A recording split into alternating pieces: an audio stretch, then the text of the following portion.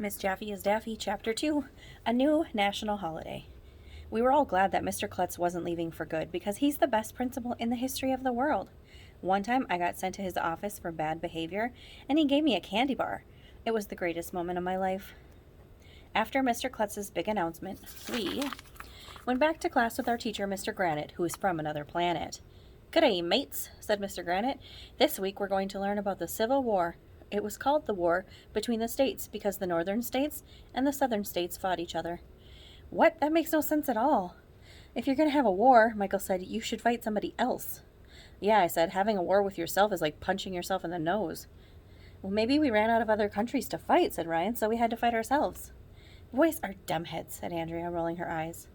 "I was going to say so as your face to Andrea, but you'll never believe in 1,000,000 years who walked into the door at that moment. Nobody. Because if you walked into a door, it would hurt, but you'll never believe who walked into the doorway. It was Mrs. Jaffee, the vice principal." "To what do we owe the pleasure of your company, Mrs. Jaffee?" asked Mr. Granite. That's grown-up talk for, "What are you doing here?" "Howdy, guys and gals," shouted Mrs. Jaffee. "I'm still new at the elementary school, so I wanted to introduce myself to each class personally. With Mr. Klutz away for 4 days, I say it's a good chance for us to get to know each other better, by golly. Does anybody know what the word vice means in vice principal?" asked Mr. Granite. A bunch of hands shot in the air. Mr. Granite called on Michael. "Vice means not good enough," Michael said. "Like the vice president, it isn't good enough to be the president." Not exactly," said Miss Jaffee. I got called on next. "My dad uses a vice in his workshop to hold stuff," I said. "I took one of my sister's dolls and crushed it in the vise. That was cool." No, not that kind of vice, AJ," said Mr. Granite. Andrea was waving her hand around like somebody who was stranded on a desert island trying to signal a plane. She is so annoying. Andrea keeps a dictionary on her desk so she can look up words and show everybody how smart she is. "A vice is a bad habit, like smoking, drinking, or gambling," she said. "Yes, it is, but that's not it either," said Mr. Granite. Ha! For the first time in her life, Andrea got something wrong. It should be a national holiday. They could call it Dumbhead Andrea Day.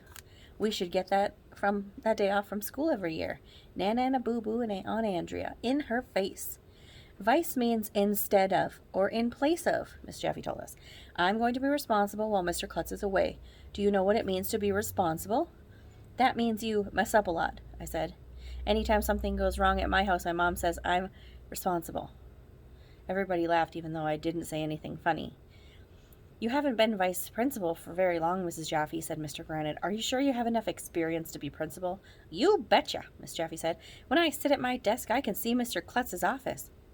I didn't see what that had to do with anything. "Where did Mr. Klutz go?" asked Emily. "He's on his way to principal camp," said Miss Jaffee.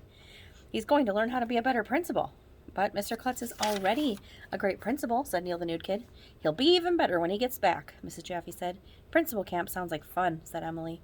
"What if something terrible happens to Mr. Klutz at principal camp?" I asked. "Like what, AJ?" said Mr. Granite. "Well, what if his canoe tips over and he drowns in the lake?" I asked. "They don't have canoes and lakes at principal camp, Arlo," Andrea said, rolling her eyes. She calls me by my real name because she knows I don't like it. "They do too." "Do not." We went on like that for a while. Andrea said that principal camp was probably just a bunch of grown-ups sitting around eating cheese and crackers. That's what all grown-ups do. "I like cheese and crackers," said Ryan. "What kind of cheese will they have?" asked Michael. "I like monster cheese." "It's not monster cheese, dumbhead. It's Munster cheese." "Oh, snap," said Ryan. "My mom told me there used to be a TV show called The Munsters," said Neil. Mr. Granite made the peace sign. Shut up with his fingers. "Okie dokie, can we get back on topic, please?" asked Miss Jaffee. "Everything is going to be fine while Mr. Klutz is away. What could possibly go wrong?" I remember the last time somebody asked what could possibly go wrong. It was at our graduation from 2nd grade, and I threw my cap in the air, and it knocked over the eternal flame and set Emily on fire, and she freaked out and knocked over the graduation cake. And Neil, the nude kid, almost got trampled by a goat that escaped from the petting zoo. And the fire department came and sprayed water on everybody. And Andrea's mom and Ryan's mom started wrestling each other. And my teacher, Miss Daisy, fainted, and we thought the school security guard was kissing her, even though he was just giving her mouth-to-mouth resuscitation. And then we found out that Miss Daisy fainted because she was pregnant. You should have been there, but I'm sure nothing like that could possibly happen this time.